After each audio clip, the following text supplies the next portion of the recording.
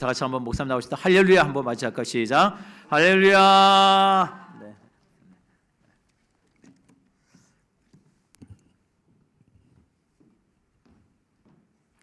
네, 반갑습니다. 저도 어릴 때 그 어머니 따라서 부흥회 사경에 갔는데 이렇게 밤새도록 하고 새벽까지 하고 은혜를 많이 받고 했는데 제가 이렇게 전하는 전화 그런 분위기가 아니고 PPT를 하니까 조금 이렇게 어떤 강의 듣는 그런 느낌이 있죠, 그죠? 예.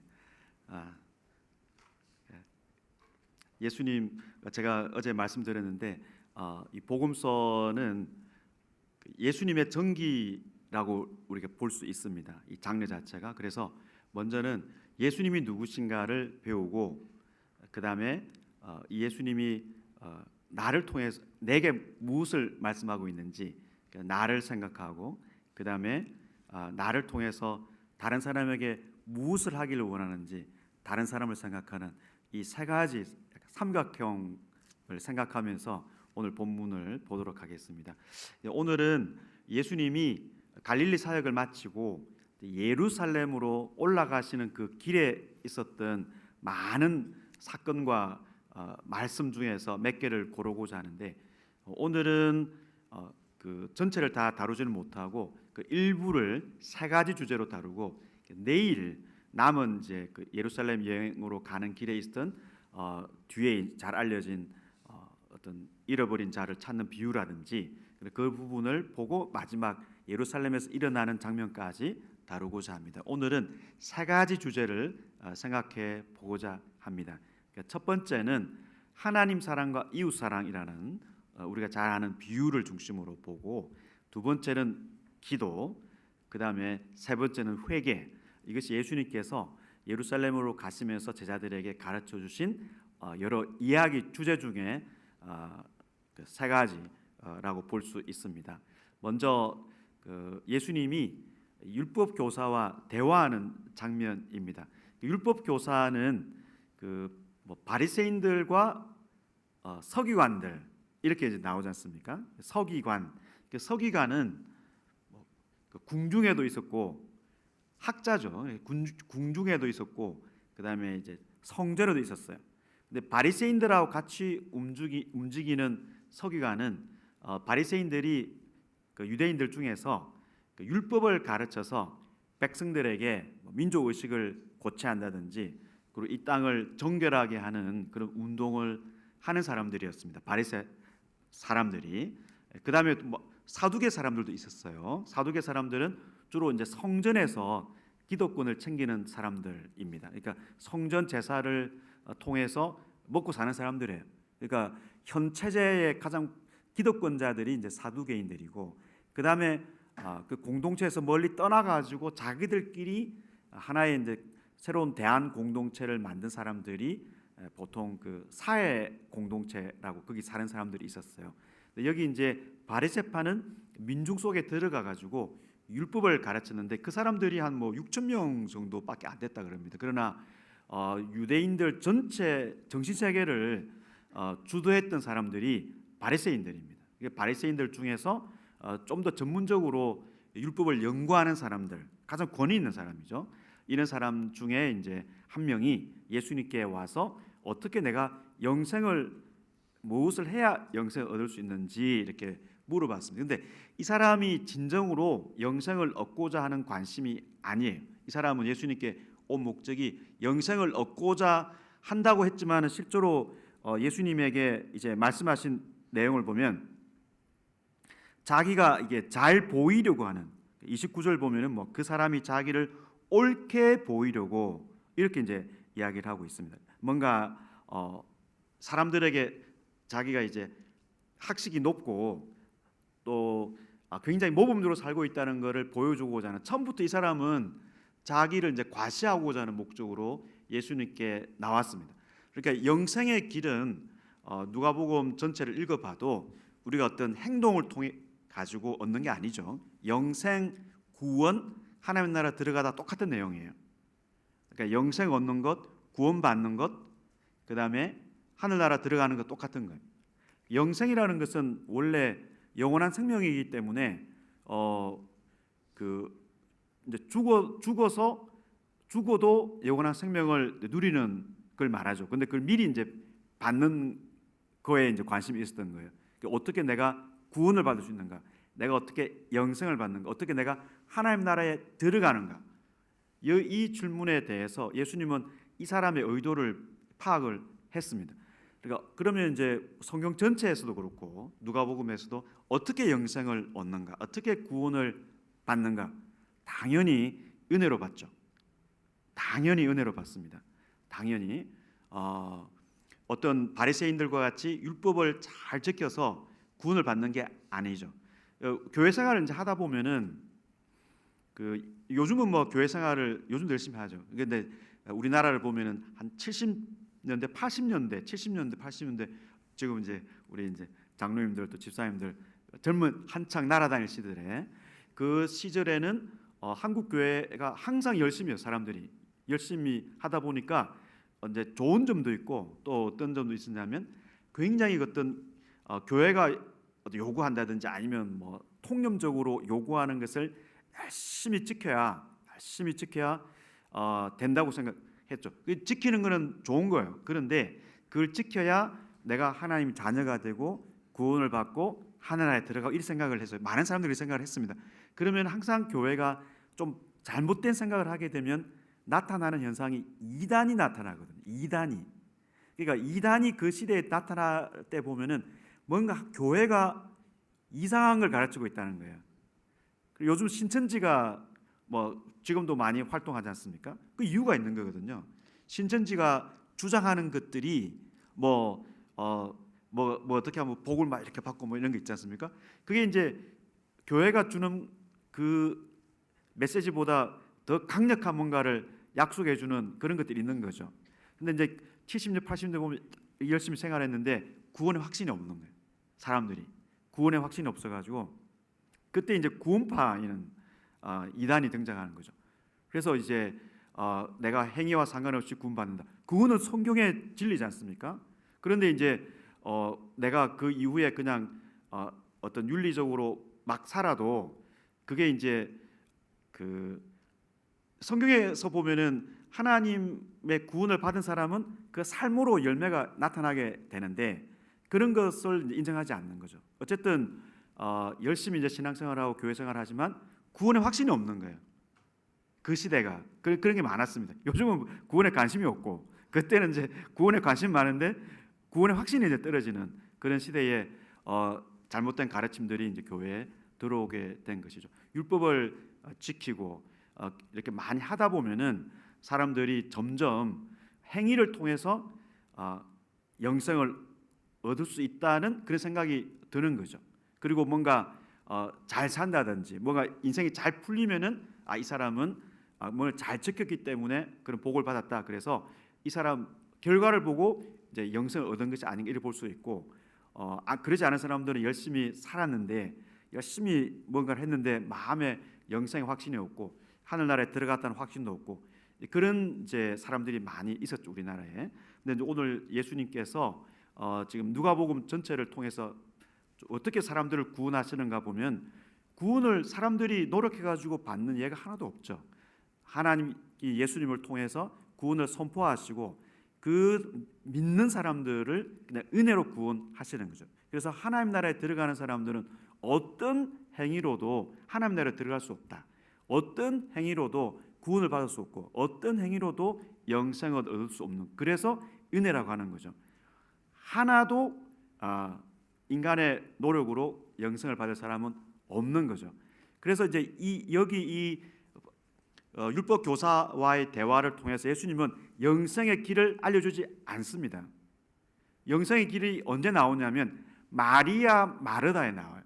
마리아 마르다 사건에서 예수님께서 내 앞에서 말씀을 듣는 길이 영생을 받는 길이다. 이렇게 이제 예수님 말씀하세요.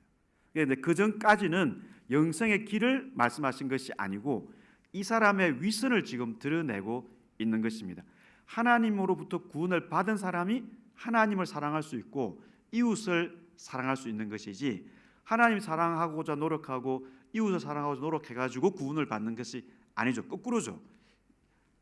은혜를 받아야 그 반응으로 하나님께 대한 반응이 나오는 것이지 우리의 반응으로 영생을 얻는 것이 아닙니다.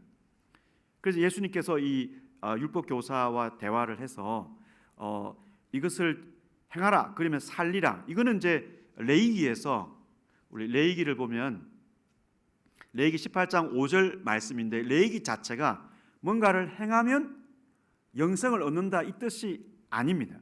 왜냐하면 구약도 신약도 구원을 받는 길은 똑같습니다. 구약은 율법을 지켜서 구원받고 신약은 그 은혜로 받고 그런 것이 아니죠.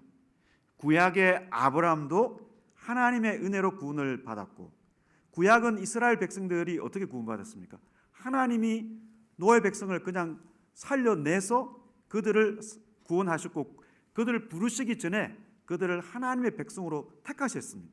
그러니까 항상 하나님의 백성이 되는 것은 하나님의 자녀가 되는 것은 하나님의 은혜로 되는 것이 이게 구약의 원리고 이 원리가 신약에 그대로 적용이 됩니다.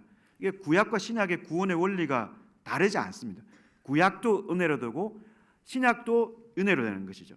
그러면 이제 구약에서 이걸 지켜라 그럼 살리라 이거는 당연히 율법을 지키면 약속의 땅에서 인생이 잘 됩니다. 그렇잖아요. 율법은 하나님의 뜻이죠. 율법은 나쁜 것이 아니고 하나님의 뜻이 율법에 담겨져 있기 때문에 그 율법을 지키면 그 하나님의 뜻을 행하기 때문에 그 인생이 바른 길을 갈 수 있는 거죠. 그런 측면에서 살리라라고 하나님께서 말씀하셨지 율법을 지켜서 구원을 받는다라는 말씀이 아닙니다. 예수님은 지금 이 사람의 위선을 드러내고자 계속 하시는 거예요. 그러니까 자기가 잘 지키고 있다는 것을 지금 드러내고 싶은데 무슨 말을 하냐면 자기의 이웃을 사랑하는 잘 섬기는 사람으로서 인정을 받았던 것 같습니다. 그 사회에서. 그래서 이제 이 사람이 자기가 자기를 자랑하고 싶어 가지고 29절을 보면 그 사람이 자기를 옳게 보이려고 예수께 여짜오되 그러면 내 이웃이 누굽니까? 예수님께 물어봤어요. 왜 물어봤냐면 내 이웃이 누굽니까? 어떻게 알아요, 예수님이? 자기가 지금 뭔가 내가 이러이러한 이웃이 있는데 이웃을 내가 잘 섬기고 있습니다라고 이제 말하고 싶어서 자랑하고 싶어 했어요. 그러니까 질문이 내 이웃이 누구입니까? 이렇게 물어본 거예요. 내 이웃이 누구입니까? 그래서 나를 중심으로 해서 이웃이 있는 거죠. 내가 이 사람들을 잘 섬기고 있습니다. 이거를 자랑하고 싶은 거죠. 왜냐하면 이것을 행하라 그러면 살리라라고 말씀하셨기 때문에 내가 잘 행하고 있습니다. 이걸 보여주고자 했는데 예수님은 질문을 바꿨습니다. 내 이웃이 누구입니까? 라고 했는데 예수님의 질문은 너를 중심으로 해서 이웃이 누군가를 생각하지 말고 저기에 굉장히 도움이 필요한 사람이 있는데 저 사람에게 누가 이웃이 될 것인가를 생각하라는 거예요. 질문이 이제 잘못됐다는 거예요. 내 이웃이 누굽니까? 내가 중심이 돼가지고 내가 내 친구들 잘 섬기고 이렇게 좀 더 확대해서 내가 어떤 사람들 섬기고 이렇게 했는데 그것이 아니라 저기 어떤 사람이 너와 상관이 없는 사람이 있는데 강도 맞는 사람이 있다. 그 사람이 아픔이 있으면은 저 사람에게 도움이 되는 사람이 저 사람의 이웃이 되는데 네가 저 사람의 이웃이 되었느냐를 예수님께서 물어보시고 그러니까 그런 예수님의 결론에 따르면 이 사람은 좋은 이웃이 아닌 거예요. 이 사람은 다른 사람의 이웃이 된 적이 없다는 것이. 그래서 이 사람을 부끄럽게 해서 예수님께서 돌려 보내시는데 예수님이 비유를 말씀하십니다. 비유를 30절부터 우리가 잘 알고 있는 선한 사마리아인의 비유. 이 선한 사마리아인의 비유는 어떻게 해야 영생을 얻는가를 알려주신 비유가 아닙니다. 그러니까 선한 사마리아인의 비유는 우리도 강도 맞는 사람을 잘 섬기면 하나님께서 그 공덕을 인정해서 구원을 주십니다. 그런 내용이 아닙니다. 이거는 이웃 사랑에 대한 내용입니다. 이것은 이제 그 말하자면 이 율법 교사가 이웃을 사랑하지 않고 있다는 것을 지금 예수님이 드러내시는 것이고 내가 어떻게 영생을 얻을 수 있습니까의 대답은 저와 여러분 우리 독자들에게 지금 던지는 대답은 마리아 마르다에 나옵니다. 그럼 이제 선한 사마리아인의 비유를 잘못 해석하면 열심히 선행을 해서 하나님께서 그 선행을 보시고 구원해 주실 것이다 착각할 수 있는 거죠. 절대로 구원은 인간의 노력으로 선행으로 될 수 있는 것이 아닙니다. 누가 강도 만난 사람의 이웃인가 이렇게 나중에 물어보죠. 이게 이제 잘 아는 비유죠. 이제 그 여리고하고 예루살렘하고 가까이 있습니다. 예루살렘 가보셨어요? 제가 안 가봤어요. 유튜브 보면 다 이렇게 잘 나오기 때문에 유튜브를 보면서 이렇게 간접적으로 보면 됩니다. 지도도 보면 되고. 그러면 이제 예루살렘에 이제 예루살렘이 살짝 아래쪽에 있죠. 그런데 우리가 보통 이제 올라간다 이렇게 이야기합니다. 서울 올라간다 이렇게 하듯이. 그러면 이제 예루살렘에 들어가기 전에 있는 도시가 여리고입니다. 그럼 여리고에 제사장들 뭐 살고 있었거든요. 그래서 예루살렘에 이제 제사를 지내러 가고 레위인도 서울 집값이 비싸듯이 예루살렘도 만만치 않아서 살기 힘들었어요. 그래서 이제 예루살렘 밖에 있다가 예루살렘 안에 이제 들어가서 일을 하고 예루살렘 밖으로 이제 나오는 거예요. 여리고로. 그러다 보니 그 길이 굉장히 거칩니다. 그런데 이제 그 사이에 어떤 사람이 강도를 만나 가지고 좀 쓰러져 있는 겁니다. 그런데 이제 제사장이 왔어요. 지나가다 보니까 제사장은 어제 제가 부정과 정결 말씀드렸는데 이 부정과 정결은 굉장히 중요한 거거든요. 피가 빠져나가면은 이거는 부정한 거예요. 왜냐하면 부정은 죽음 쪽이기 때문에 이게 죽어가는 사람을 만지면 안 되는 거예요. 이 피를 부정한 사람이거든요. 그러면 내가 부정하게 된다고 생각한 거예요. 그러니까 사랑보다도 이 사람을 살려야 되겠다는 사랑의 법보다도 이 제사장은 그 자기가 갖고 있는 그 율법의 기준이 더 높았던 것입니다. 율법의 정신이 사랑이지 않습니까? 그 사랑이 이 자기의 그 기존 생각하는 걸 넘어서는데 그걸 못했습니다. 그래서 지나가 버렸어요. 그다음에 레위인도 마찬가지 제사장 일을 도와서 하는 사람들이니까 이 사람도 그냥 지나갔어요. 그런데 이제 사마리아 사람이 와서 이 사람을 돌보고 그냥 그 지나치는 것이 아니라 여관에 가가지고 치료도 하고 그 다음에 이제 안전하게 될 수 있도록 이제 여관 주인에게 부탁도 하고 이렇게 했습니다. 그러면 이제 예수님이 물어보시는 거예요. 누가 이 강도 만난 사람의 이웃이겠는가? 이게 질문이 이제 다른 거죠. 율법 교사는 누가 나의 이웃입니까라고 나를 중심으로 해서 내가 이 사람들 섬기고 잘 섬기고 있습니다. 그래서 칭찬을 받고자 했는데 예수님은 누가 저기 강도를 만난 사람이 있는데 저 사람의 이웃이냐 3명 중에서 그러니까 율법 교사가 사마리아 사람이라고 대답을 못했습니다. 왜냐하면 사마리아 사람은 이게 이제 혼혈 민족이에요. 혼혈 민족. 그래서 유대인들이 갈릴리에서 절기를 보낼 때 예루살렘으로 가야 되는데 돌아서 갔다는 거죠. 돌아서. 예수님도 사마리아를 지나가셨지 않습니까? 의도적으로. 그만큼 의도적으로 사람들이 이상하게 생각할 정도로 지나가야 될 정도로 다른 사람들이 봤을 때는 부정한 곳인데 지금 이 부정한 곳에 사는 사마리아 사람이 강도 만난 사람을 살려준 것입니다. 그러니까 다 유대인은 사마리아 사람 싫어하고 특히 율법 교사는 더 싫어하죠. 그러니까 사마리아라는 말은 못하고 뭐라고 대답하느냐면 네 어떻게 말씀하겠습니까? 자비를 베푼 사람입니다라고 대답을 합니다. 그래서 이거는 영생 얻는 길이 아니죠. 영생 얻는 길이 아니죠. 이 사람의 위선을 드러내고 이웃 사랑이 무엇인가? 그래서 자비를 베푼 사람입니다. 너도 이와 같이 하라라고 말씀을 하셨습니다. 그래서 이 비유를 보면 우리가 이웃 사랑이라고 했을 때, 그러니까 이제 이거죠. 여기서 이 말씀이 나에게 무슨 말씀을 하고 있는가? 그다음에 이제 내가 이 말씀을 통해서 다른 사람들에 대해서 어떻게 생각이 될 것인가? 이걸 보면은 예수님께서 우리를 하나님의 자녀로 부르셔서 우리한테 물어보시는 거죠. 누가 강도 맞는 사람의 이웃이겠는가? 그래서 어려움에 처한 사람을 돕는 사람이 저 사람의 이웃이고, 그래서 어려움을 겪는 사람의 이웃이 되기를 원하시기 때문에 우리 개인을 부르시고 이제 교회를 부르신 것이죠.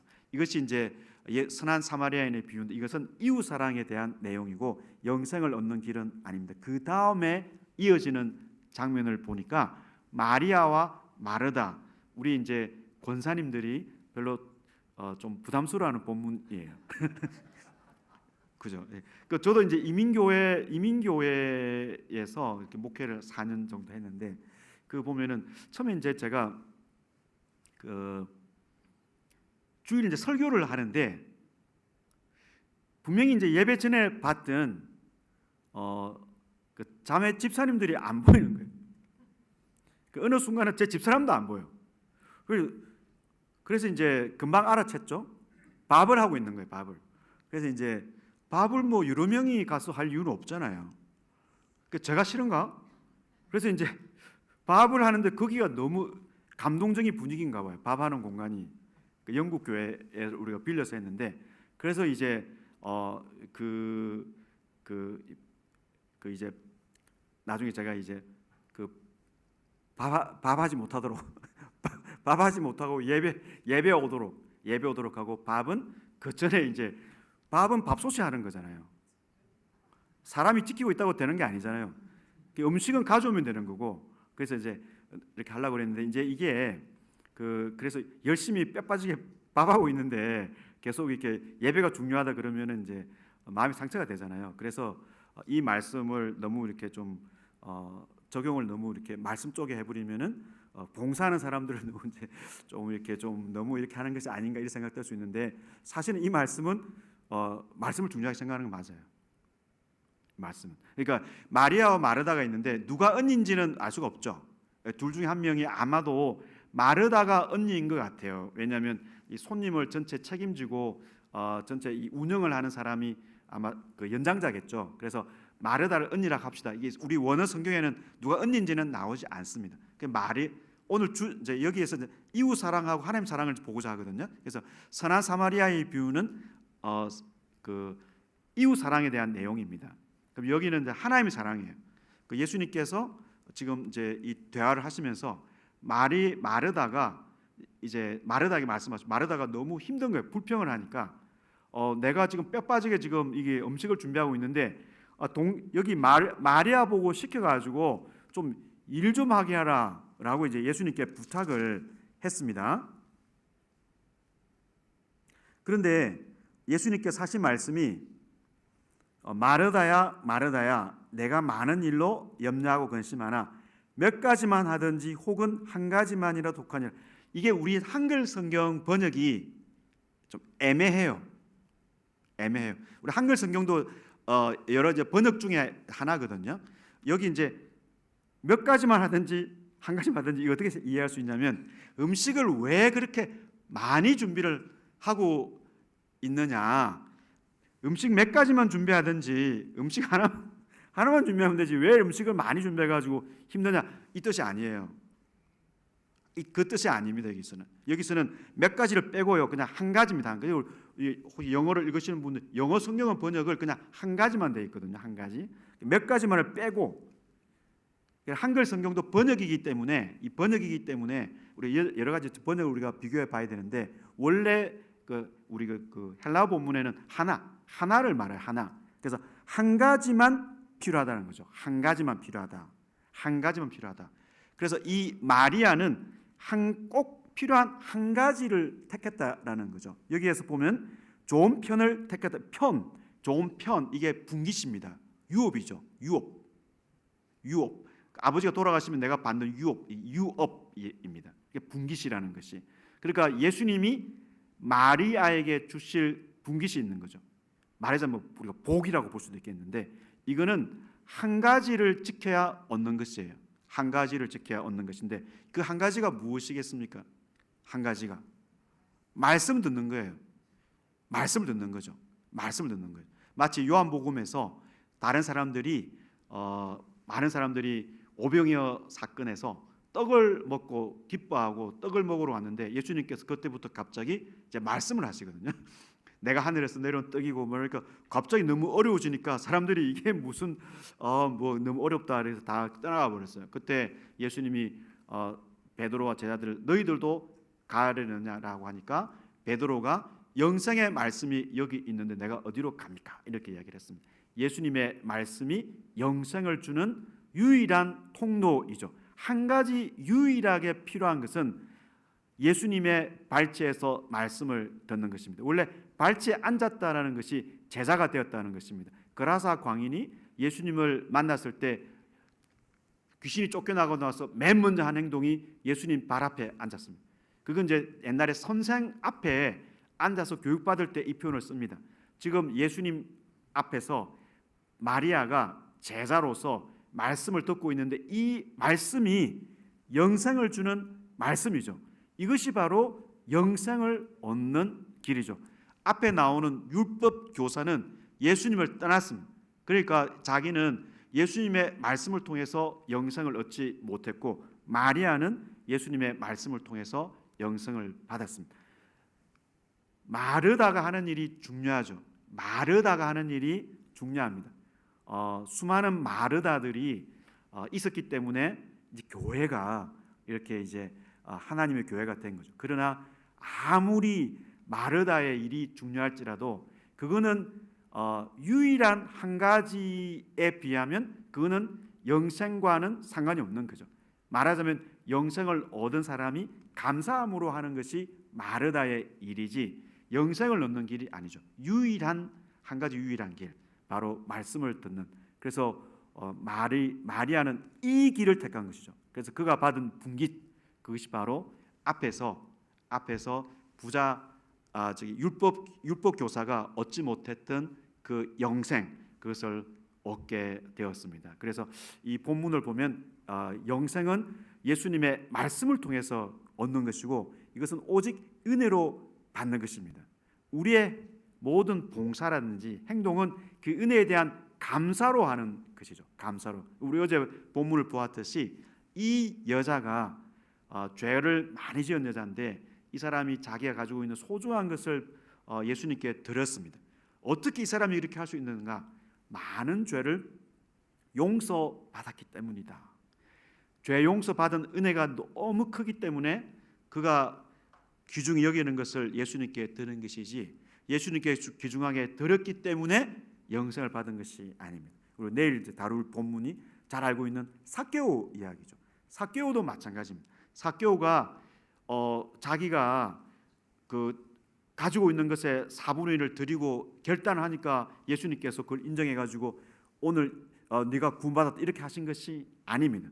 예수님이 그 집에 가는 순간 구원이 이 집에 이르렀다 이렇게 예수님 말씀하신 거예요. 그런데 예수님이 삭개오와 대화를 끝내고 나서 마지막 하시는 말씀이 내일 한 번 더 하겠습니다. 거기 보면은 예수님 무슨 말씀하시냐면 인자가 온 것은 잃어버린 자를 찾으러 왔다 이렇게 말씀하셨거든요. 근데 삭개오를 보면 처음부터 삭개오가 예수님을 찾습니다. 삭개오가 그 나무 큰 뽕나무 올라가 가지고 자기 예수님을 찾아요. 그것도 어디냐면 여리고거든요. 여리고.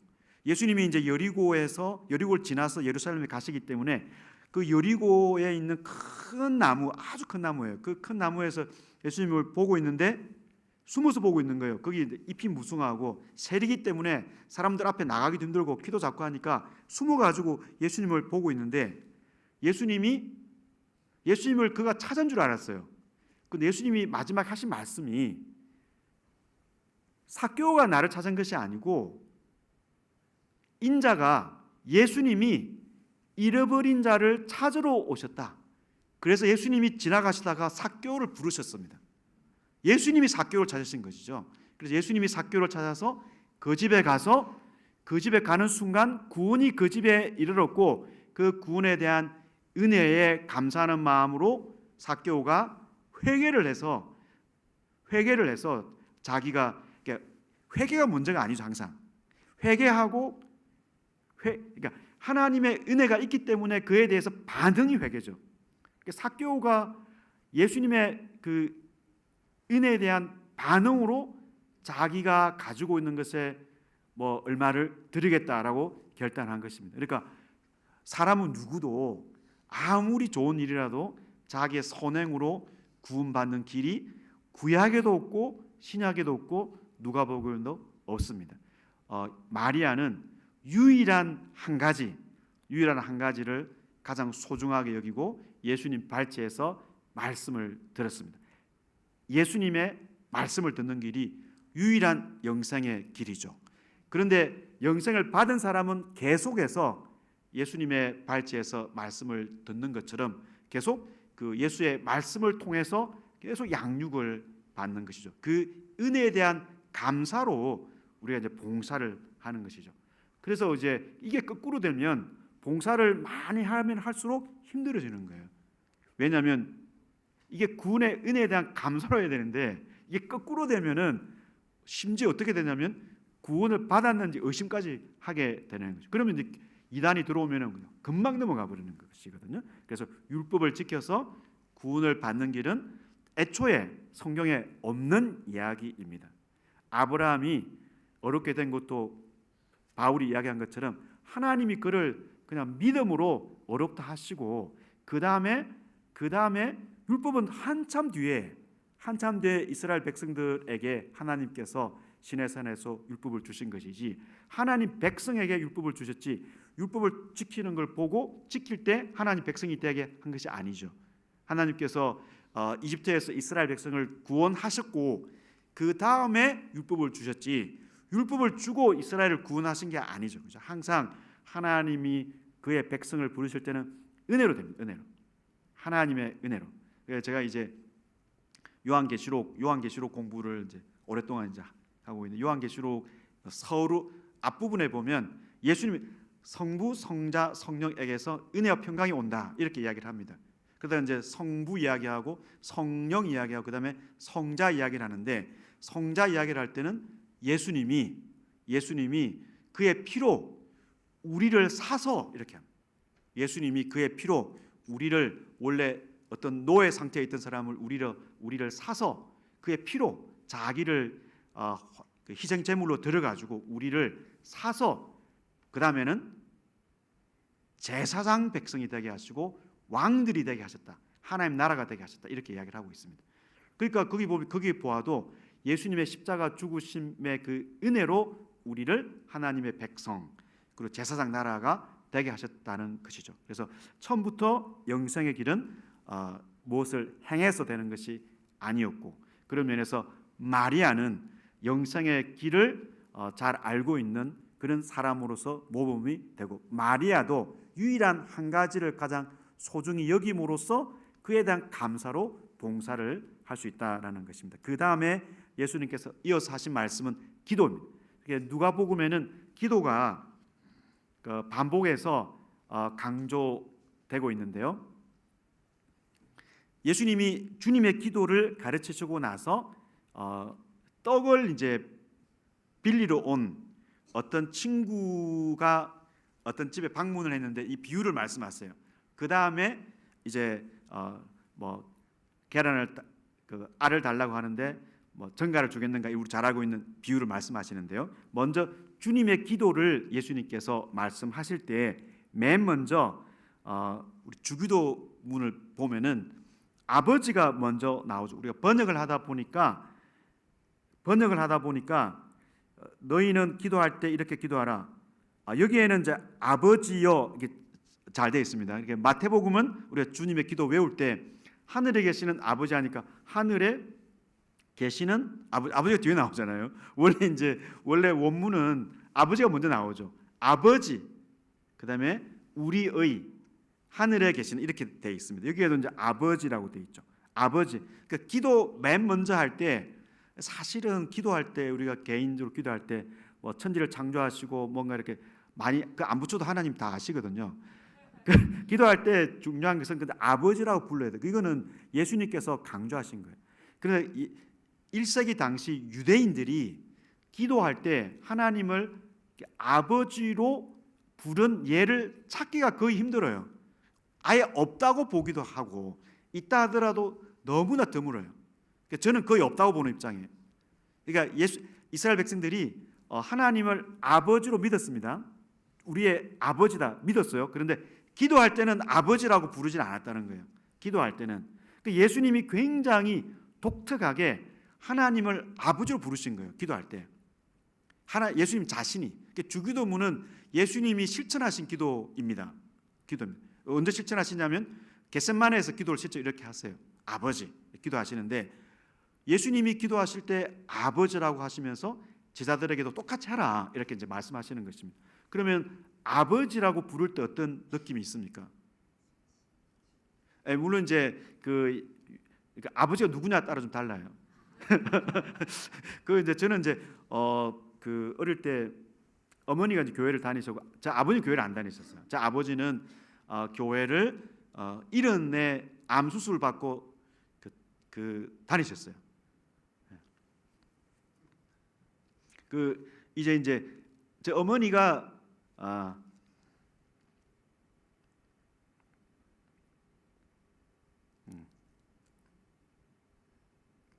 네.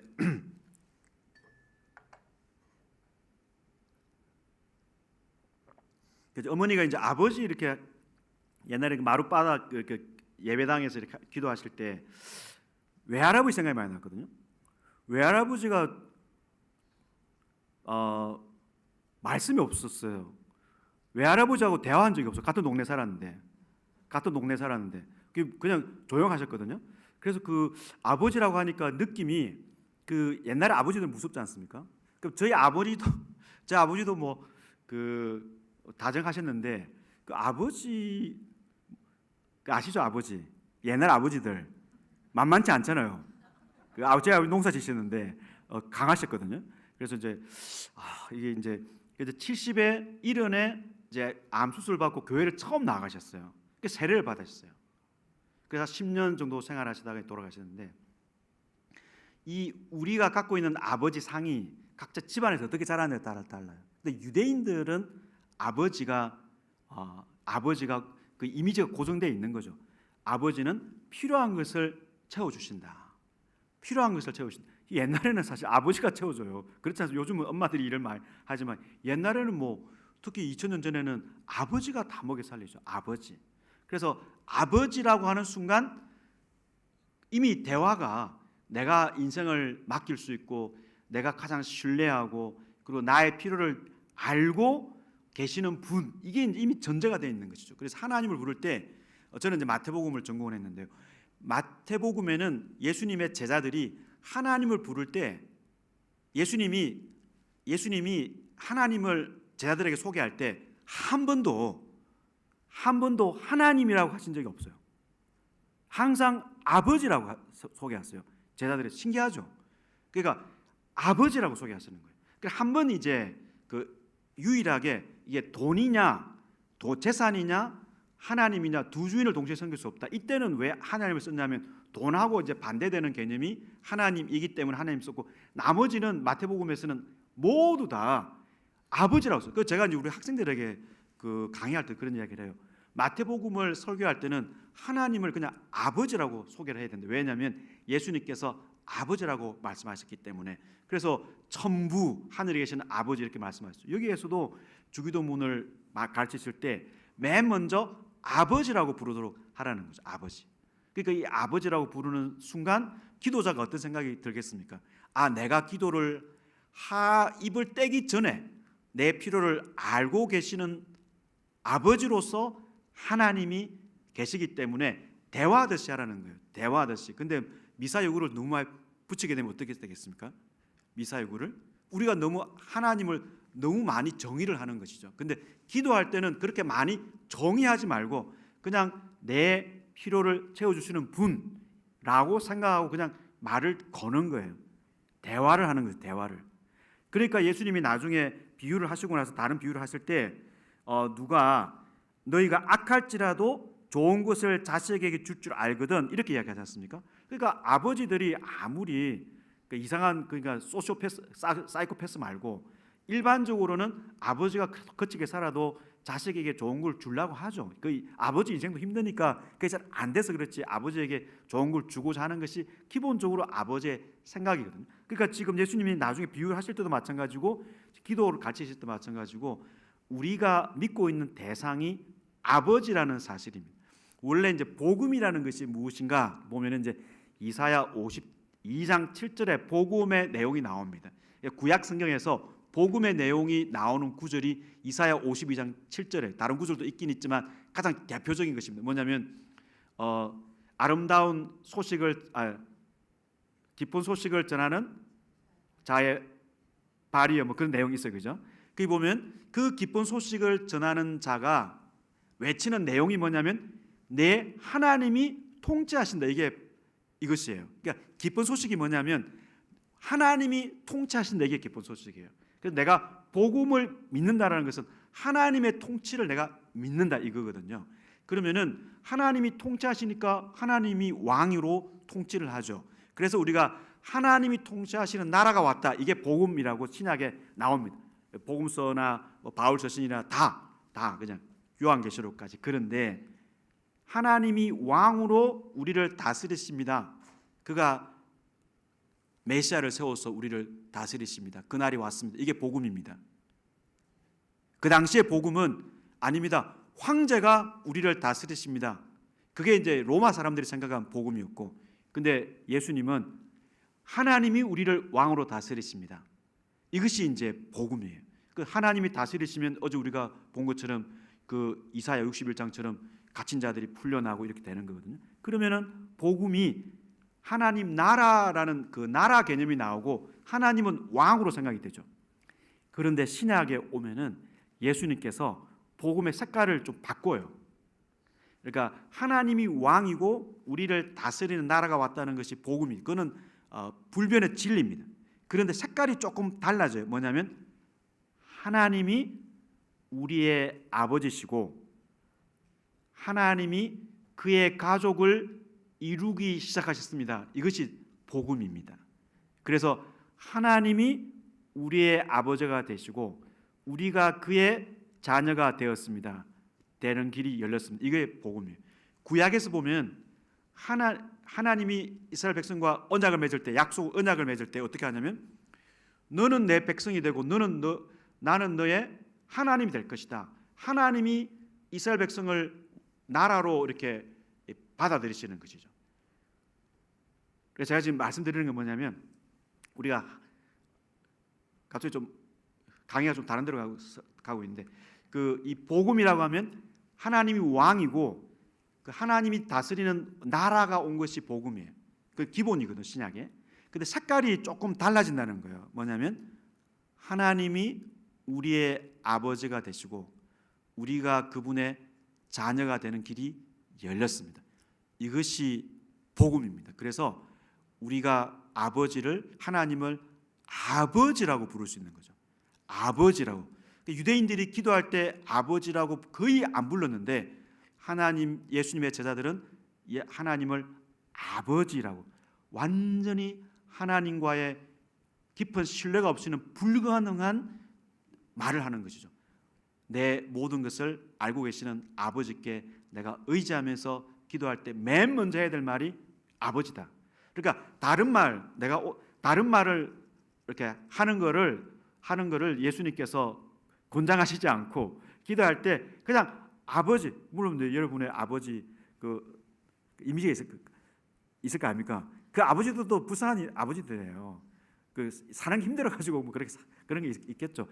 여기서 말씀하는 아버지는 그런 우리의 연약함을 아시고 필요를 아시고 도와주고자 하시는 그 아버지로서 우리 앞에 있기 때문에 아버지와 대화를 시작하는 것이 기도고, 그래서 기도는 대화죠. 기도는 대화입니다. 대화를 해가지고 뭘 할까요? 달라고 하죠. 대화. 우리 그 애들이 저 오늘 지하철 타고 올 때도 제 딸이 저한테 카톡을 보낸 것은 거의 확률적으로 특히 전화는 확률이 거의 100%예요. 돈 달라는 이야기예요. 오늘도 카톡이 거의 뭐 정확해요. 그러면은 이제 신앙 차원에서 저는 많이 줍니다. 5만 원 달라면 6만 원 주고 이렇게 조금 더 줘요. 신앙을 좀 하나님을 그렇게 생각하도록 하려고. 근데 그러면은 달라고 하죠. 이게 청원이죠, 청원. 그래서 예수님께서 지금 말씀하시는 비유가 뒤에 보면은 비유가 청원하는 거예요. 필요한 것을 하나님께 구하라는 거죠. 그게 이제 그 비유가 그래서 나옵니다. 어떤 비유냐면 물론 주기도문에 보면 하나님의 나라를 위해서 우리가 먼저 기도를 해요. 먼저 기도를 하지만 하나님 나라를 위해서 먼저 기도하지만 그래도 진짜 기도하고 싶은 게 있잖아요. 그건 달라는 이야기예요. 근데 그게 잘못됐냐? 그게 잘못된 것이 아니고 그게 원래 기도예요. 그게 원래 기도입니다. 그래서 지금 어떤 비유를 말씀하시는데 또 이러시되 너희 중에 누가 벗이 있는데 밤중에 벗이 이제 제가 이제 벗이라고 합시다. 제가 집이 있어요. 아이들이 자고 있어요. 그 당시 집은 한 지붕 밑에 옆에는 가축이 있고 여기 이제 안방이라고 해서 그냥 다 같이 살아요. 다 같이. 여기 이제 게스트 하우스 같은 조그마한 방이 하나 있어요. 손님이 오면 거기 자고 아니면은 뭐 사람이 자겠죠. 그러면 이제 실제로 한 지붕 안에 다 자고 있는 거예요. 그래서 누가 밤에 문을 두드리면은 소 깨고 사람 깨고 다 깨는 거예요. 그러니까 이제 어떤 사람이 밤중에 찾아온 거예요. 그래서 이제 떡을 달라는 거예요. 빵을. 근데 세 덩이를. 그러면 이 사람은 누구냐면은 이제 아는 사람이요. 동네 사람이 벗이라고 하니까 분명히 세 사람이 찾아온 것 같아. 그 집에 이 사람도 사정이 딱해요. 그러니까 세 사람이 찾아왔기 때문에 빵 세 개를 달라고 하는데 내가 안 주고 싶어요. 그런데 이제 왜 줬냐 이야기를 하는 거예요. 왜 줬냐? 기분이 나쁜데 준 거예요 지금. 그래 보니까 6절 보면 내 벗이 여행 중에 내게 왔으니 내가 먹을 것이 없다. 이 사실 있습니다. 없다라고 하면 그가 왜 옛날 우리 뭐 저희 어머니도 보면 동네 할머니들 이렇게 같이 뭐 요즘 뭐 매일 그 양로원에서 마을회관에서 밥 먹고 그러시거든요. 그 집에 뭐 진짜 뭐가니 다 알아요. 그 어머니 통화하면은 너무 많은 정보가 들어와요. 그 저는 동네 할머니들 다 알아요. 정보를 다 알아요 제가. 그러니까 너무 옛날에 이게 다 알 거 아니에요 그 사람들도. 그러니까 이 집에 빵이 있는 걸 알고 들어온 거예요. 문을 두드린 거지. 그런데 하는 말이 빵이 없다. 그래도 안 통할 것 같고. 그 다음에 나를 너무 괴롭게 하지 말라. 왜냐하면 지금 문이 닫혔지 않냐. 그리고 아이들이 지금 자고 있는데 문을 계속 두드리면 다 깨야 된다. 이렇게 하지 마라. 그런데 이 사람이 계속 두드리는 거예요. 계속 두드리니까 내가 진짜 더러워서 주는 거예요. 이게 보면 이제 벗됨을 인하여는 안 주는 거예요. 벗됨을 인해서는 안 주는 거예요. 그런데 그 간청함 때문에 주는 거죠. 이 간청함이라는 단어가 이게 성가심이라는 뜻이에요. 성가심. 옛날에 이제 서민들이 한 집에 이렇게 지붕 아래 살았기 때문에 정말 계속 성가시게 두드리면은 이거는 아주 방법이 없어요. 그리고 동네 사람들이 뭐라 그래요? 동네 사람들이 왜냐하면 좀 주지 왜 안 주고 있냐? 그 당시 체면 문화가 장난이 아니었거든요. 체면 문화. 그래서 명예와 수치라고 해가지고 굉장히 명예와 수치가 중요했습니다. 이게 동양 문화예요. 그러니까 이제 남들이 보기도 부끄럽죠. 내일 아침 되면 사람들이 나를 다 째려볼 거 아니에요. 그리고 아이들도 깨야 되고. 그러니까 내가 친구라서 내가 주는 게 아니고 내가 이 사람의 그 성가심 때문에 이 성가심이라는 단어가 이 헬라어로 보면은 그 염치의 반대말이에요. 체면. 사람이 염치가 있어야지 문을 그렇게 두드리면 되냐? 근데 이 사람은 염치가 없는 거예요. 염치 없이 계속 문을 두드리는 거죠. 그 간절함 때문에 어쩔 수 없이 빵을 준 것이지 내가 이 사람이 내 친구이기 때문에 아는 사람이기 때문에 이 사람이 불쌍해서 그런 거 없어요. 너무 끈질기기 때문에 줬다라고 말을 하셔. 왜 예수님께서 이 말씀을 하셨겠습니까? 예수님께서 하신 말씀은 9절을 보니까 내가 또 너에게 이르노니 구하라 그러면 너에게 주실 것이요 찾으라 그러면 찾아낼 것이요 문을 두드리라 그러면 너에게 열릴 것이니 예수님께서 이 비유를 해석해 주시는 것입니다. 해석해 주시는 것입니다. 왜냐하면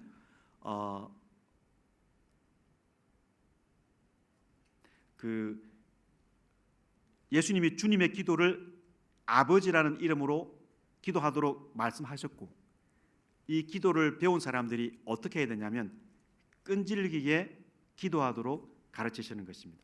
또 다른 비유 또 나와요. 우리가 잘 알고 있는 그 한 맺힌 과부의 이야기가 있습니다. 이 사람은 자기 의지할 남자가 집에 없어요.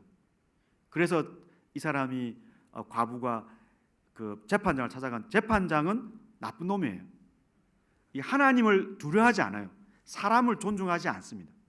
그런데 이 여자가 어떻게 했냐면 계속 괴롭게 했잖아요. 이 괴롭게 하다가 그 옛날에도 그 경기 중에 이제 이렇게 권투 경기가 있어요. 눈 밑 있죠. 이렇게 계속 누르면 이게 시커매지거든요. 그러면은 이제 이 재판장이 이게 내가 너무 괴로워가지고 눈이 시퍼러져 가지고 다음 날 동네 얻어맞아가지고 여자한테 얻어맞아가지고 동네 사람들이 부끄럽잖아요. 옛날에 부끄러운 게 중요했거든요. 부끄럽잖아요. 내가 그래서 이 여자를 두려워하지도 않고 이 여자를 무시하고 하나님도 내가 존중하지 않는데 내가 이 여자가 너무 괴롭게 내가 어쩔 수 없이 내버려줬다. 이 비유와 똑같은 비유예요. 뭐냐면 하나님은 그렇게 하지 않죠. 하나님은 그렇게 인간을 위해서 자기 아들을 보내신 분인데 얼마나 인생을 불쌍히 여기겠습니까? 그래서 이제 아버지와 대조하는 것이죠. 그래서 여기서 비유를 통해서 끈질기게 기도하라. 끈질기게 기도할 수 있다는 것은 아버지에 대한 신뢰가 있기 때문에 기도할 수 있는 것이죠. 자녀가 아버지에게 요청하지 않는 경우도 있어요. 그거는 아버지 이제 돈이 없을 때 요청 안 하죠. 감사하기도 하고 좀 슬프기도 하고 그렇게 될 수도 있습니다. 어느 순간 내한테 요청을 안 하는 그런 이제 내보다 자식이 돈이 더 많을 때, 내가 더 나올 게 없을 때, 그래 그 아버지한테 뭔가 요청한다는 거는 아버지가 줄 수 있을 때 하는 거죠. 근데 아버지가 이제 줄 걸 확신하기 때문에 계속 달라고 하는 거죠. 달라고. 그래서 여기는 아버지에 대한 신뢰가 있기 때문에 끈질기게 기도할 수 있다. 그래서 이 비유를 통해서 예수님은 기도하도록 말씀하고 있습니다. 주님의 기도를 가르치시고 알고 있는 사람들이 기도하도록 말씀하고 있습니다. 좋은 제자는 기도하는 사람이죠. 우리 지금 예수님이 예루살렘으로 올라가시면서 제자들에게 강조하시는 내용이 기도하라. 어떻게 기도해야 됩니까? 신뢰함으로 끝까지 기도하라. 그 비유를 예수님께서 들려주시면서 해석하시기를 구하라. 우리 잘 알고 있는 말씀을 하시고 그 다음에 다른 비유를 또 말씀하시죠. 자녀에게 좋은 것을 주는 것이 보통 부모의 이제 마음인데 알을 달라 하는 그 너희 중에 아버지 된 자로서 누가 아들이 생선을 달라 하는데 생선 대신 뱀을 줍니다. 물론 이제 옛날에는 돈 많은 아버지가 뱀이 비싸기 때문에 뱀탕을 끓여 가지고 자식에게 주기도 뭐 그거는 이제 한국 문화고 원래 기본적으로는 그 뱀은 물려 죽잖아요. 그러니까 이제 그 생선을 달라 하는데 뱀을 이렇게 생선도 보면은 약간 생선하고 뱀하고 약간 비슷한 생긴 그런 이제 종류를 말하겠죠. 그다음에 이제 이 계란 알도 보면은 정갈이 이렇게 움츠리고 있으면은 굉장히 이제 알처럼 생겼기 때문에 그럼 자식을 죽이잖아요. 정갈을 주면. 그래서 예수님께서 이 비유를 하시면서 하물며 너희 하늘 아버지께서 구하는 자에게 성령을 주시지 않겠느냐 이렇게 말씀하셨어요. 가장 좋은 걸 주시는 거죠. 근데 가장 좋은 것 중에 가장 좋은 것이 성령님이다. 왜냐하면 성령님은 우리가 뭔가를 할 수 있는 힘을 주시기 때문에 우리에게 가장 좋은 것이 바로 선물이 성령이다 이렇게 볼 수 있겠습니다. 오늘 이제 두 번째 그 가르침은 기도이죠. 그래서 예수님께서 아버지가 누군지를 알려주시는 것이죠. 하나님 아버지는 우리에게 엄격한 율법을 요구해서 우리를 그냥 그의 목적을 위해서 우리를 부려먹는 그런 분이 아니라 하나님은 자애로우신 우리의 대화를 원하시는 그래서 기도를 많이 하기를 원하시는 이유는 하나님 아버지께서 우리와 대화를 더 이어가기를 원하시는 것이죠. 우리 나이 드신 우리 그 성도님들이 그렇잖아요. 자식이 집에 자주 오는 것이 그 제일 좋잖아요, 그죠? 예, 말은 그렇게 하기 쉽지 않아요. 그러니까 이제 이게 맞죠, 그죠? 그러니까 인간도 자녀가 집에 와서 대화해 주면 그렇게 좋잖아요. 되게 좋고 뭐 새벽까지 이야기해 주면 더 좋고. 하나님은 자녀가 와서 대화를 하는 거 좋아하시죠. 근데 아버지께서 얼마 전에 요청해 보니까 안 들어주시더라. 그래서 이렇게 기도하는 것보다 내가 그냥 알아서 하겠다. 그러면 하나님 아버지가 진짜 섭섭해하시는 거죠. 하나님은 대화하도록 그래서 신뢰를 하고 계속 기도하도록 지금 원하시는 대화를 더 길게 하길 원하시고 대화가 더 이렇게 정말 허심탄회하게 되기를 원하시는데 이 기도를 가장 잘 보여주신 분이 예수님입니다. 예수님이 겟세마네에서 어떻게 기도하셨습니까? 할 이야기 다 하셨거든요. 할 이야기 다 하셨거든요. 뭐냐면 이 잔을 내게서 옮겨 주십시오. 예수님은 모든 이야기 다 하셨다는 거예요.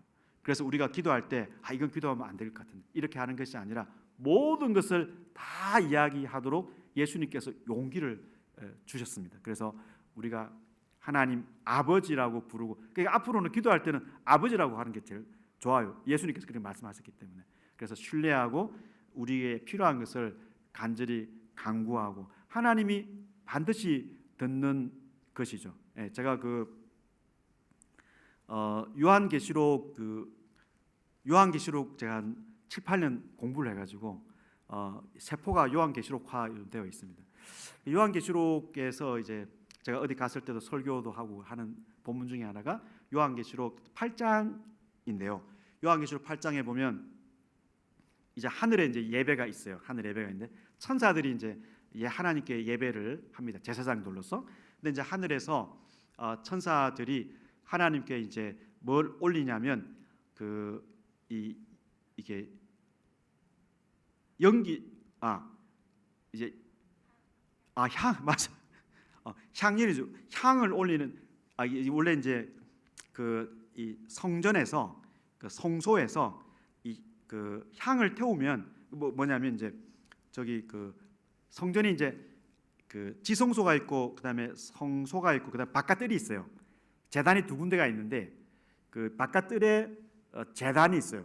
어떤 제단이면 번제단이 있습니다. 여기 이제 제물을 태우는 숯불을 들고 이렇게 이제 들어와서 이 성소에 가보면 떡상 위에 향이 있습니다. 그걸 태우면은 향이 올라가요. 그럼 향이 태워져서 올라가니까 연기처럼 올라가거든요. 그 연기는 눈에 보이는 거예요. 시각적이죠. 향은 이제 냄새잖아요. 그래서 올라가는데 그 하늘에서 요한계시록을 보니까 반 시간 동안 하늘에 침묵이 있는 거예요. 침묵이 반 시간 동안 왜 침묵이 있었는가 설명을 해주는데 그 다음 장면을 보면 이렇게 향이 올라가는 거예요. 실제로 이 땅에서 제사장들이 이렇게 향을 올릴 때 제사장들이 말을 안 했어요. 침묵했어요.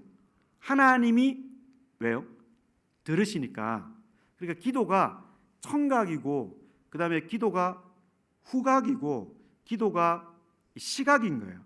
그래서 하나님이 향이 올라가니까 향연이니까 기도를 보시고 기도를 맡으시고 그다음에 중요한 것은 기도를 들으시는 거예요. 그러니까 하늘에서 하나님이 기도를 들으니까 하늘이 고요해진 거예요. 이걸 왜 그림으로 우리에게 보여주냐면 이 땅에서 이게 기도니까 향이 올라가니까 우리 기도가 올라갔나? 어떻게 됐나? 이렇게 어떻게 운반이 됐나? 이렇게 생각할 수 있잖아요. 그런데 이 기도 장면을 통해서 하나님이 들었다. 하나님이 들었다라는 거예요. 반 시간 동안 하나님이 기도를 들었다. 그래서 그 다음에 이 향을 올렸던 대접에다가 하나님이 응답하는 불을 담아서 땅에 쏟습니다. 그러니까 이거는 뭐냐면 하나님이 기도를 들었다는 거죠. 그래서 우리가 기도할 때 하나님이 기도를 들으시는 거죠. 그러니까 저도 마찬가지고 무슨 일을 하고 우리가 항상 반복해서 습득해야 될, 기억해야 될 일이 우리가 어떤 상황 속에서도 하나님이 기도를 들으신다라는 생각, 이 생각을 이 신뢰가 무너지면 우리 신앙이 무너지는 거예요.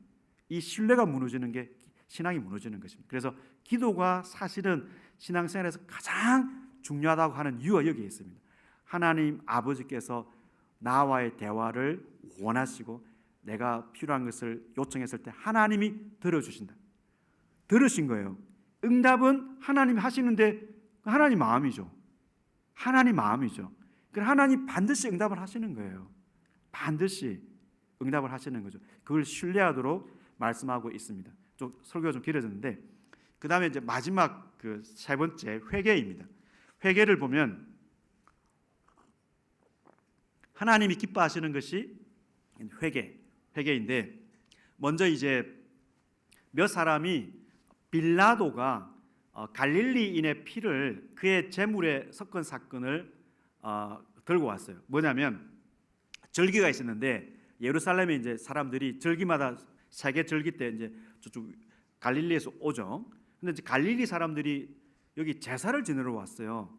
근데 이 갈릴리 절기가 되면 빌라도가 당시 로마 총독인데 갈릴리에도 그 유대인 그 유대 통치자 헤롯 아들이 헤롯 안디바가 있었고 그다음에 저기 갈릴리에 있었고 근데 이제 빌립이라는 또 헤롯 빌립도 오른쪽에 있었는데 여기 이제 그 사마리아하고 유다는 헤롯 아들이 쫓겨났어요. AD 6년에. 그래서 이제 총독이 통치를 했습니다. 그 총독이 사마리아 쪽에 이렇게 살다가 저 해변가에 가이사라는 곳에 살다가 이 절기가 되면 이제 질서 유지를 위해서 예루살렘 성전에 와서 옆에 이제 옆에 있었어요. 그 안티오 요새라고 그 있었어요. 근데 이제 어떤 일인지는 모르지만 갈릴리에서 제사하러 온 사람을 죽여버린 거예요. 그래서 그 제물하고 섞어버린 거예요. 너무 비극적이잖아요. 그럼 사람들이 어떻게 생각하냐면 이 사람 죄를 지었구나. 이 사람들이 죄를 지었구나. 왜냐하면 왜 저기 수많은 사람들 중에서 왜 이 사람들이 저렇게 비참하게 제물과 함께 섞였는지 이런 끔찍한 일은 이 사람들이 죄를 지었기 때문이다. 뭔가 숨겨놓은 죄가 있을 것이다. 이렇게 생각을 하고 예수님께 왔습니다. 그러니까 예수님께서 하신 말씀은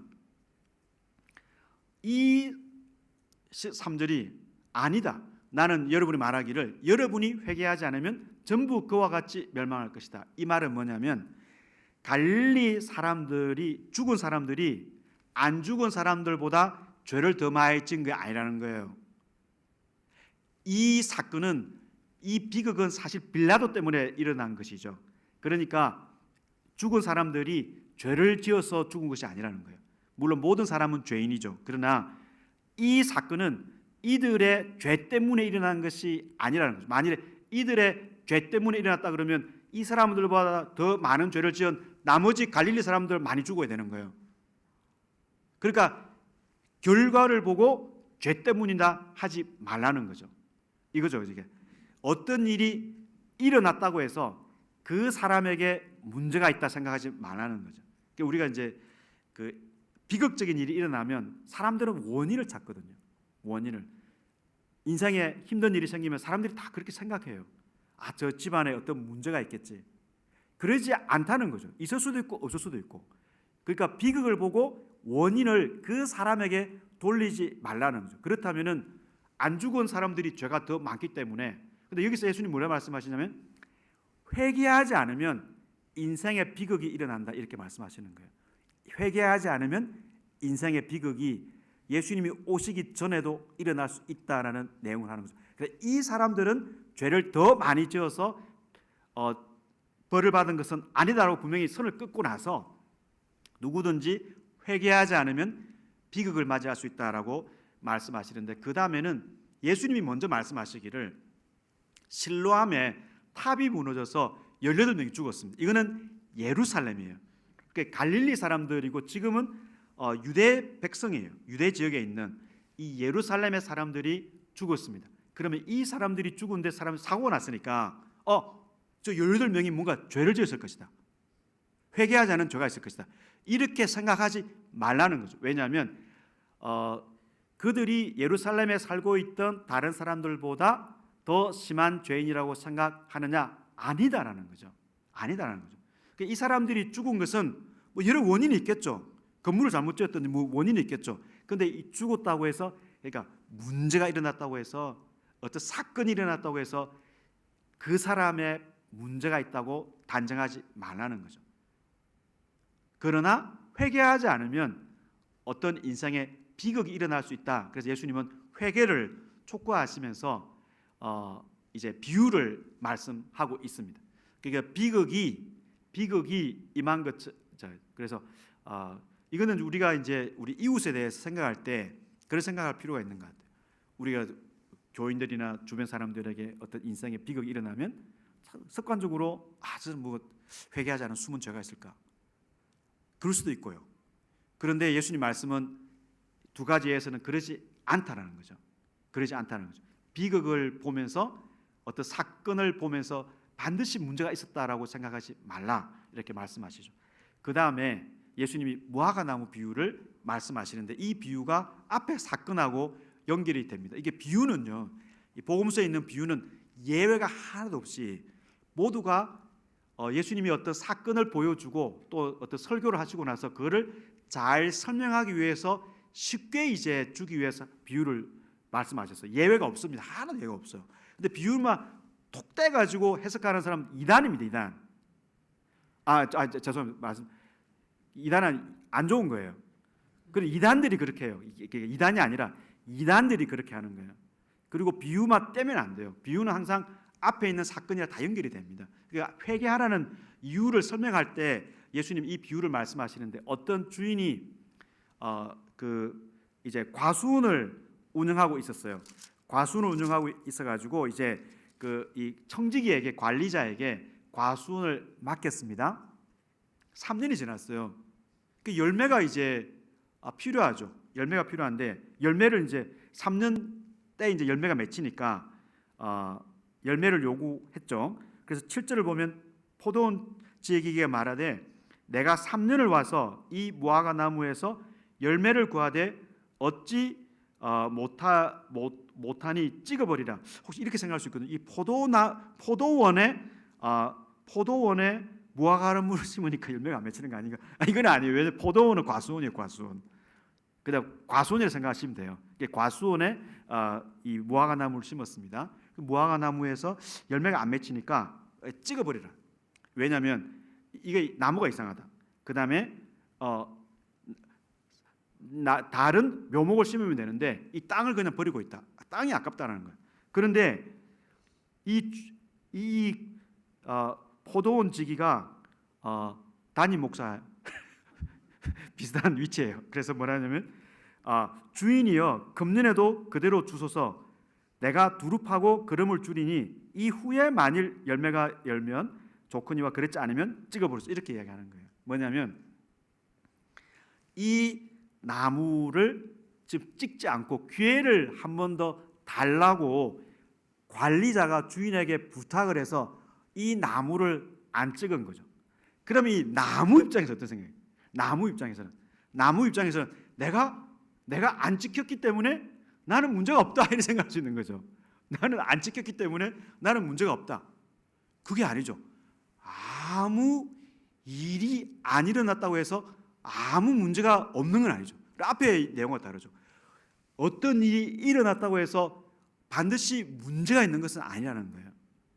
여기는 아무 일도 안 일어났다고 해서 내게 아무런 문제가 없는 게 아니었다는 거죠. 문제가 있죠. 그런데 어떻게 이 나무가 보존되었습니까? 포도원 관리가 제발 한번 살려달라고 해가지고 이 포도나무를 위해 가지고 자기가 좀 정말 그 주인에게 부탁을 한 거죠. 그래서 내가 관리를 잘해보겠다. 이스라엘 백성을 보면은 하나님이 당장 심판을 해야 되는데 하나님이 아브라함 기도도 듣고 뭐 누구의 기도도 듣고 선지자들 기도를 듣고 해가지고 좀 살려준 거예요. 그래서 지금 우리 인생을 보면은 회개하지 않으면 예수님 앞에 말씀하신 것이 하나님께서 가만 안 두시는 거예요. 회개하면. 그러니까 왜냐하면 회개를 하나님이 가장 기뻐하시는 거예요. 회개하지 않으면 하나님께서 반응을 하시는데 그런데 사람들이 왜 회개를 안 하냐면 내게 아무런 문제가 일이 안 일어나기 때문에 내가 잘 되고 있다고 생각하는 거예요. 회개를 안 하는 거예요. 회개를. 그런데 내게 아무런 일이 일어나지 않는 것은 누군가가 진짜 기도 많이 하고 있는 거예요. 기도 많이. 그래가지고 여기가 지금 기회가 있는 거예요. 기회가. 이 이야기를 하고 있는 것이죠. 누군가가 기도하고 있겠죠. 그러니까 빨리 정신 차리고 회개하라는 거예요. 회개. 그래서 아무 인생에 문제가 없다, 일이 없다고 해서 그게 아무 문제가 없는 건 아니라는 거죠. 이건 뭐 저도 마찬가지 우리가 다 항상 각성해야 될 일입니다. 그래서 이제 누가복음에 보면은 회개를 하나님께서 정말 기뻐하시고 그래서 세례 요한이 처음부터 등장해서 회개를 요청했죠. 그래서 여기 보면은 하나님은 열매를 맺지 못하는 백성을 심판할 수 있으나 은혜를 구하는 이 포도원 지기와 같은 사람의 요청으로 진노를 유보하시는데 평온하게 보이는 이제 그 삶에 즉각 심판이 내려지지 않는 것은 하나님께서 불쌍히 여기신 표시지 내게 문제가 없다는 뜻이 아니라는 것이죠. 그래서 하나님이 가장 기뻐하시는 소식은 죄인이 회개하는 것이고 그래서 우리 15장에 내일 다룰 비유에서도 사람이 회개하면은 그렇게 하늘에서 회개하지 않는 99이 기뻐하는 것보다 더 기뻐한다라고 이제 예수님께서 말씀하셨습니다. 그래서 내가 의인을 부르러 온 것이 아니고 죄인을 불러 회개시키러 왔다. 예수님께서 회개를 이렇게 강조하셨는데, 회개는 이게 돌아서는 거죠. 결론으로 돌아서는 거죠. 이게 영어에는 보면 턴이 있고 리턴이 있거든요. 턴이 있고 리턴이 있어요. 턴은 이제 한번 방향 트는 건데, 리턴은 계속 트는 거예요. 우리가 이제 예수 믿는 사람은 턴을 한 사람들이에요. 턴. 인생에서 한번 회개는 이제 턴을 한 거죠. 이쪽을 섬기다가 이쪽을 쫓고 있다가 예수님께로 턴을 한 거죠. 턴을 했는데 다시 턴을 할 필요는 없어요. 그러니까 우리 게임 같은 거 보면은 뭐 잘 안 되면 리셋하고 또 저기 컴퓨터 껐다가 다시 뭐 요즘 게임 안 해봐서 모르겠는데, 그런 게 아니라 한번 턴한 사람은 그게 그 사람의 신분이 하나님의 자녀가 됐다가 그게 다시 안 됐다가 다시 회개하고 다시 됐다가, 이게 아니죠. 이게 아니잖아요. 하나님의 자녀가 됐는데 하나님이 그걸, 우리 언약이라는 게 있거든. 언약이라는 것이 있는데, 그 언약이 뭐냐면 하나님이 우리의 아버지가 되시고 우리가 그의 자녀가 된다는 언약을 하나님이 맺거든요. 그죠? 그러니까 그 하나님 맺기 때문에 언약을 끌고 가시는 거예요. 우리가 끌고 가는 게 아니고 하나님이 끌고 가시기 때문에, 이게 턴을 한번 하고 한 사람이 다시 뭐 하나님 자녀가 안 됐다가 기분 좋으면 또 됐다가 이게 아니거든요. 턴을 했는데 리턴을 해야 돼요. 리턴은 하나님의 자녀가 된 사람이 한번, 인생의 턴은 인생에 한 번 일어나는 사건인데, 리턴을 해요. 리턴은. 그래서 우리가 날마다 또는 정말 회개하는 마음으로 하나님께 계속 리턴을 하는 것은 하나님이 기뻐하시죠. 그것이 하나님이 우리를 그의 자녀로 부르신 아버지의 마음이기 때문에 그렇다. 오늘은 이제 우리 세 가지 비유를 그 중심을 주제를 다루었습니다. 그래서 예수님이 아직 예루살렘에 안 가고 예루살렘 길에 있어요. 내일은 길에 좀 더 있다가 그 다른 말씀 또 보고 그다음에 예루살렘 가시는 장면까지 보도록 하겠습니다. 그럼 제가 기도하겠습니다.